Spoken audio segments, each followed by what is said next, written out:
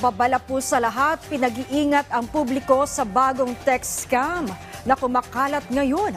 Sa isang pahayag, sinabi ni PLDT Smart Chief Security Officer Jojo Hendrano na bagaman may automatic blocking tools na kayang pigilan ang ibang text scam bago pa ito ma-receive ng subscriber, gumagawa pa rin ng ibang paraan ng mga scammer para ma-override ang mga ito.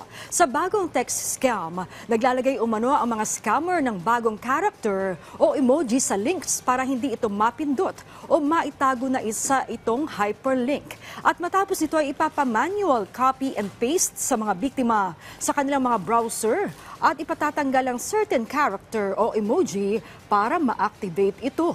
Nanawagan si Hendrano na i-follow ang scam tips o S para sa suspicious. Huwag sumagot sa unknown callers at texters. C para sa clickbait. Huwag maniwala sa too good to be true na mga alok o premyo lalo na kung saang hindi ka naman sumali. A for alarming lalo na kung sinasabi sa text na buksan ang isang link at M para sa malicious o mga text na may links o nagpapabukas ng account.